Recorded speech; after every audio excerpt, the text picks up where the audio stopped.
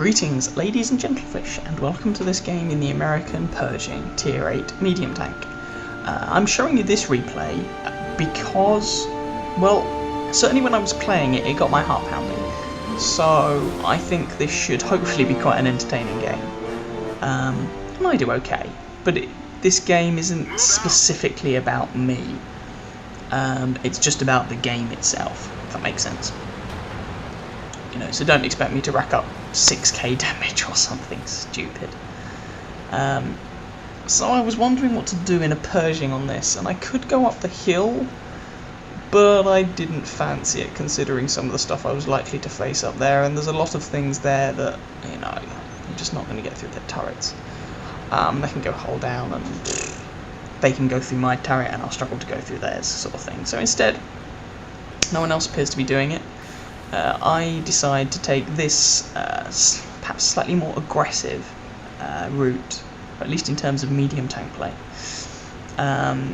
So basically this route is something you can take on encounter on Malinovka, although I would not suggest it on a standard Malinovka battle, because on a standard game you can expect people to be over here and maybe over here, and they can probably get shots on you in this position, which is what I'm going to go into, more easily.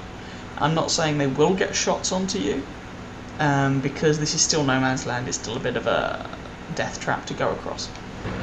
But I think they can probably get shots on you more easily than they can in encounter. So anyway, I'm just poking up, taking shots of opportunity, and backing off when I get spotted.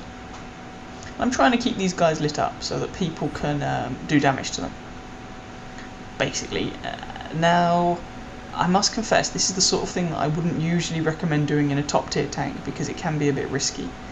But the way I saw it, I have good view range, and I didn't want to go up the hill in this thing, and I didn't want to sit there and camp, because it's boring as anything. Ooh, nice shot. So I thought I'd do, you know, make myself useful and spot some things.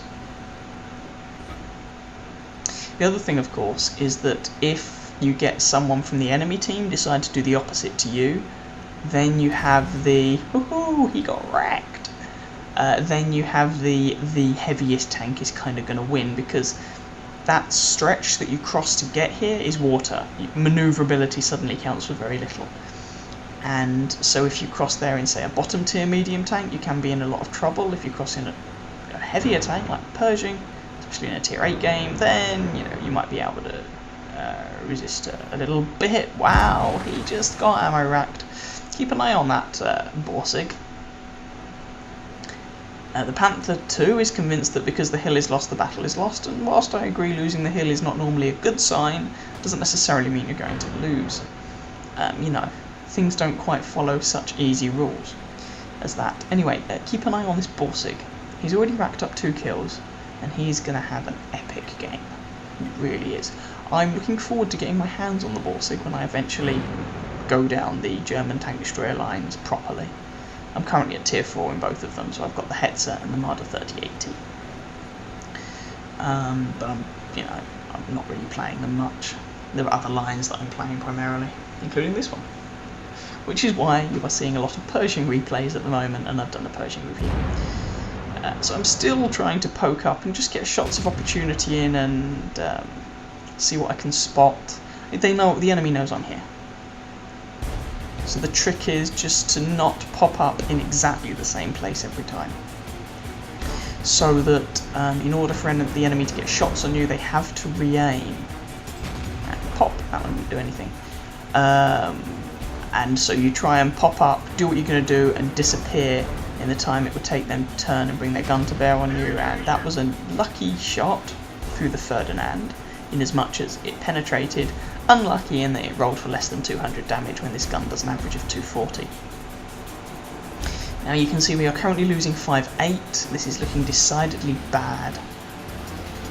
I haven't lost any health yet, but by the same token I haven't done a massive amount of damage. I've certainly done some spotting damage, which is nice, and which is kind of really why I'm here, why I went to this location.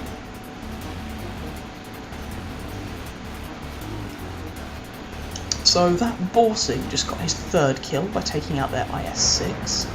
I have the side of a Ferdinand, which I take advantage of and put in a pretty average damage roll into his flank. And there's a Lerva. He's a nuisance. And, ooh, we've pulled it back to 8-9 now.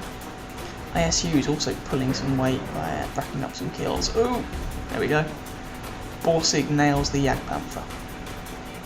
He's up to 4 kills. And he was the one who got an ammo rack earlier on, I think it was an SU-152. Oh, Borsig nails the IS-3. 5 kills. And his damage count will be impressive as well. Lerva. I tried to get a shot on the side of his turret there, but the angle wasn't very good. So the shot bounced, and the pen on this gun is not brilliant to start with.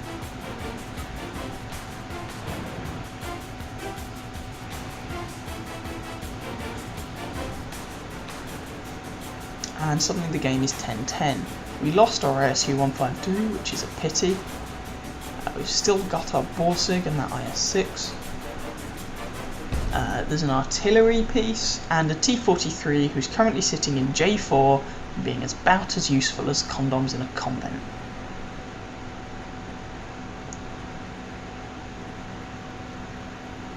I don't understand why people go over to that section of the map when, oh, Lerva puts a shot into me and I decide not to pop up and shoot him because I'm worried about the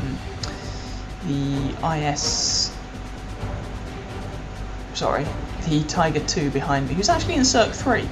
So if any of you watched like Circumflexus or Pointy Haired Jedi or Maxwell, Screen Reality Games, or Sir Foch. Oh no, Sir Foch isn't in that clan. Anyway, they're sort of in the Circ clans. Sir Foch does stream with Circumflexus though. So a shout out to Syndrome, by the way. And there's also a guy who's platooned within the Reddit clan, which is what Sir Foch is in. Care Bear from the Reddit clan. So a shout out to both of those guys.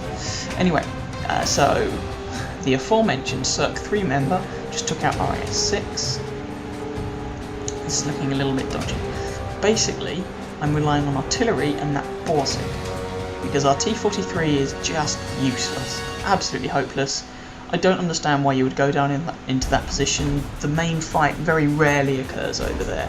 It usually, especially on encounter, occurs over on this peninsula, on the top right side of the map. But, you know, there we go.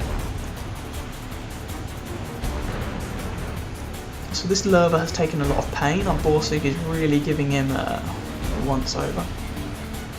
I'd love to pop up there and finish him off, but I don't know where the Jagd Tiger or the AT-15 are. I know the Tiger 2 is basically behind me, you know, and I'm wondering there, what on earth is our T-43 doing?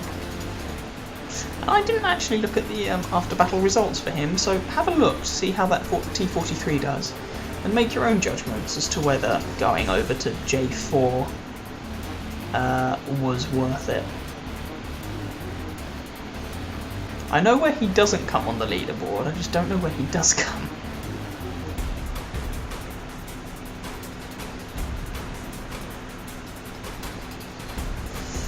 So we're still trying to poke and, well, I really want to either A, go down and finish that Lerva off, or B, go behind me and finish off that Tiger 2. That is what I would like to do. But oh, come up here and spotted. Oh god, our Borsig is on low health. And I was going to come back and help our Borsig, but oh, our T-43 suddenly woke up and put in a long-range shot across the map into that Tiger 2 and killed him. Now, Brumbear in the Jagd Tiger 88 is over on the far side of the map, so I'm not worried about him right now. And oh, hello. Mr. Lerva wants me.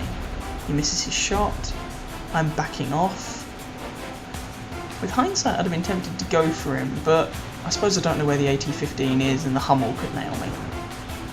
So I put a shot into his lower plate as he comes toward me. He keeps charging. And boom, I finish him off. But he does get to ram me.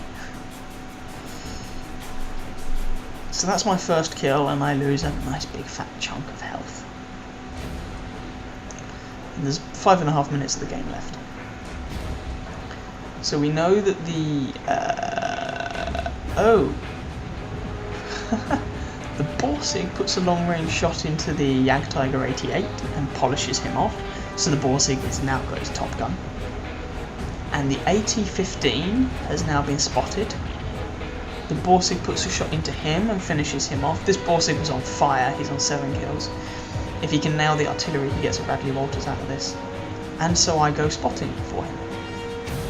And for our artillery, I say good job, because damn man, that was good.